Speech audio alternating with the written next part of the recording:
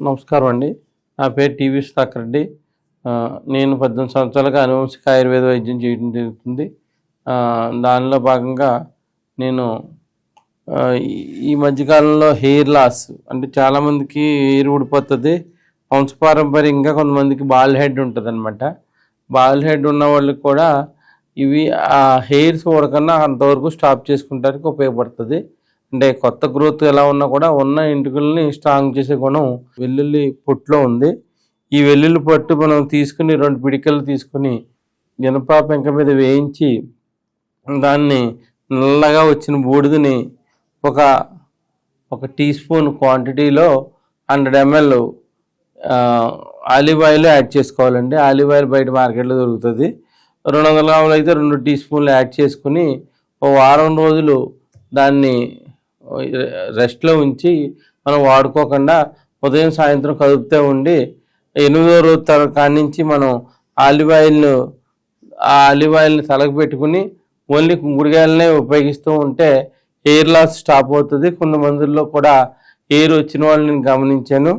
ఈ విధంగా మానకన్నా వెల్లుల్లిపాయలని వేయించి ఆ పొట్టును వేయించి నల్లగా బూడిదని రాసుకోవడం వల్ల ఎటువంటి ఇన్ఫెక్షన్స్ రాకుండా చర్మానికి స్కాల్ప్కి రాకుండా ఉపయోగపడతాయి.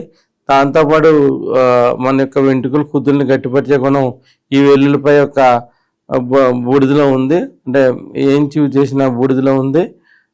ఈ ఎల్లుల్లిపాయ వల్ల ఏమవుతుందంటే ఉన్న హెయిర్స్ పీలగా ఉన్న హెయిర్స్ కూడా స్ట్రాంగ్గా అయ్యి దాన్ని ఉన్న హెయిర్ని కూడా బాగా గ్రో చేసే గుణం ఈ ఎల్లుల్లిపాయ రేకల్లో ఉంది. దీన్ని బాగా వేయించి పొడి చేసుకుని ఈ పౌడర్ని బాగా వేడి శరీరం కలవారైతేనేమో కొబ్బరి నూనెలో కలుపుకోవచ్చు.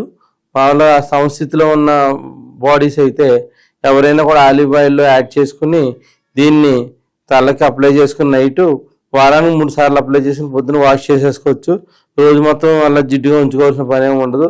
రాత్రి మనకి కుదులకు పట్టించుకుని పొద్దున్నే స్నానం చేయడం వల్ల మనకి ఈ యొక్క చుంటు సమస్యలు కూడా చాలా వరకు తగ్గుతాయి.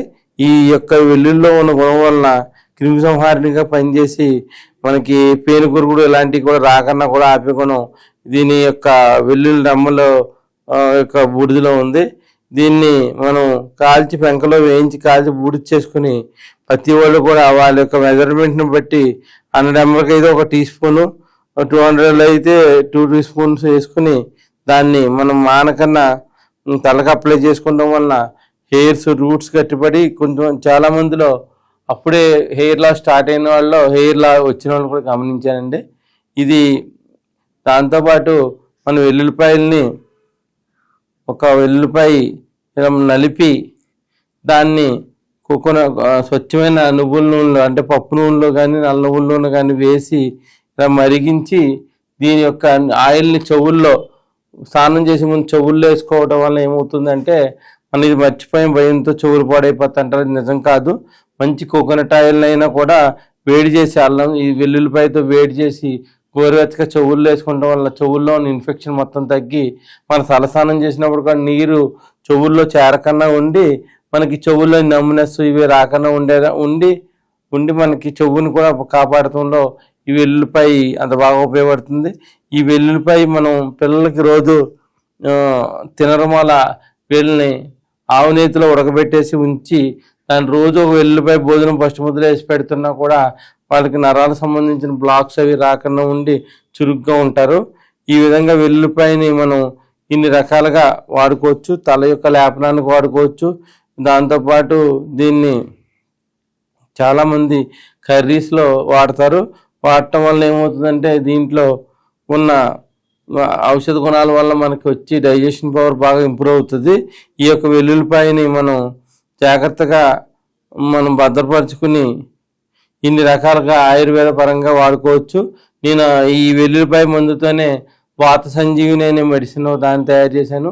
అది త్వరలో మీకు చూపిస్తాను. ఇంగ్రీడియంట్స్ అన్ని చూపిస్తాను. దానివల్ల ఏంటంటే అజీర్ణం అన్నది బాడీలో పుట్టకన్నా బాడీలో ఎటువంటి నొప్పులు కూడా లేకుండా ఉండటానికి అది వెల్లుల్లిపాయతో చేసిన మందు ఉపయోగపడుతుంది. వాత సంజీవిని అంటారు.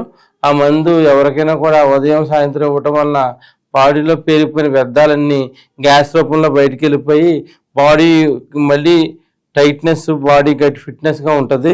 ఈ విధంగా మన యొక్క ఈ యొక్క ప్రయోజనాలని ఉపయోగించుకుంటూ మీరు సంపూర్ణ ఆరోగ్యంతో ఉంటారని భావిస్తూ నేను సెలవు తీసుకుంటున్నాను. నమస్తే.